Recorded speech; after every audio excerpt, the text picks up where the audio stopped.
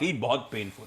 Wednesday को एक दिन की छुट्टी जाने से पहले हम 1.25% के थे, उसके बाद फ्राइडे का सेशन आपकी स्क्रीन पर आएगा 1.5% से ज्यादा, और वो जो दायरा, रेंज, जनवरी, पूरी सीरीज सब टूट गया, सब वाट लग गए। वीरू, कितने फ्रजाइल विकेट पे हम खड़े हुए हैं। कुछ एसजीएक्स निफ्टी मूड वूड ठीक करने की बात कर रहा है।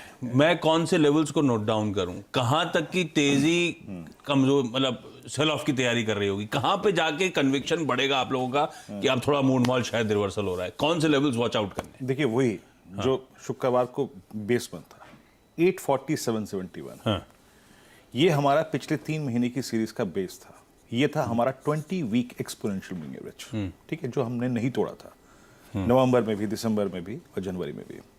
ये वॉलेट हुआ और उसके बाद जैसे कि हम कहते हैं कि मंथली स्टैट्स क्या कह रहे थे आशीष, जहां 17,800 वॉलेट हुआ, क्या देखेंगे आप, 17,500 के पुट में सबसे बड़ा हुआ है बिल्डअप। वो अपन ने देखा था फ्राइडे को बार्स में। फ्राइडे को एग्जैक्टली, क्योंकि वीकली चार्ट्स पे सिर्फ कॉल राइटर्स थे और मंथली पे एक पुट राइटर बैठा था 17,800 पे। जैसे ही आपका 17,800 वॉलेट हुआ, इंटरडे लो लगा 17,500।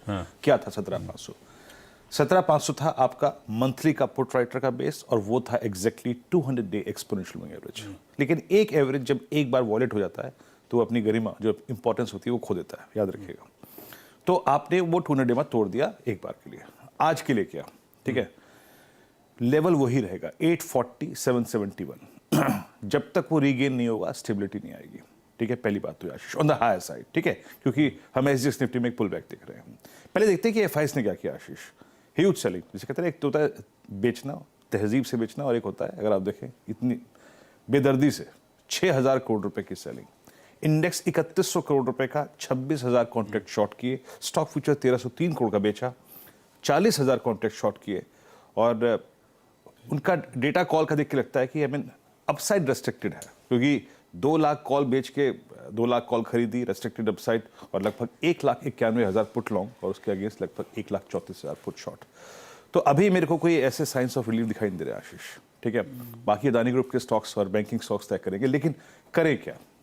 अगर आपके पास शॉर्ट है, ठीक है, और सेलराइज की अप्रोच ही रहेगी, वही रेजिस्टेंस वन क्या है वो देख लीजिए आपकी स्क्रीन पे। इट्स 17,761 और 840, ये ट्रेजेक्टरी रेजिस्टेंस में लेके आइएगा प्लीज। ये जब तक नहीं निकलेगा स्टेबिलिटी नहीं आएगी, क्योंकि यहीं पर 17,800 पे, 17,900 पे, 18,000 पे कॉल राइटर्स परसिस्ट करते हैं। तो जब तक ये रीगेन नहीं होगा, स्टेबिलिटी नहीं आएगी, तब तक सेल ऑन राइज ही रहेगा आशीष। अच्छा, अब नीचे क्या, जरा एक बार बेस लेके आइएगा प्लीज।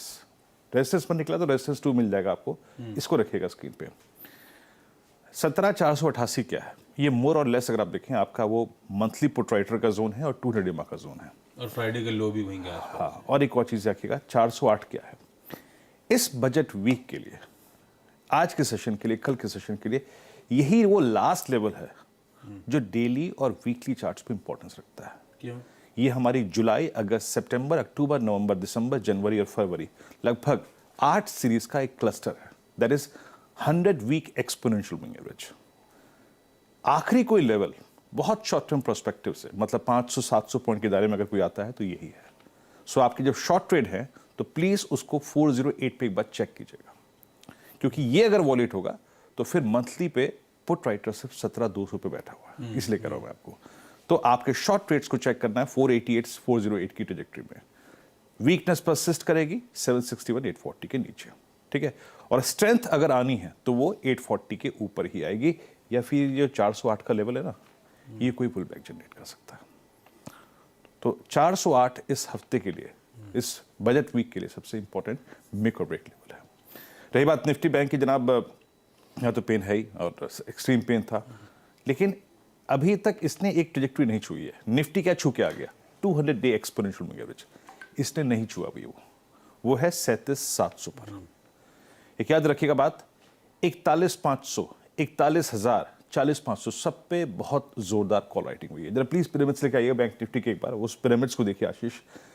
मतलब जिस तरीके से एसबीआई टूट रहा था, जिस तरीके से एचडीएफसी बैंक में बाद में शॉर्टिंग शुरू हुई, ये देखिए, ये ब्लू कैंडल, ये क्या है, ये है 41,000 का कॉल राइटर, वो स्ट्रांगली ग्रिप करके बैठा है।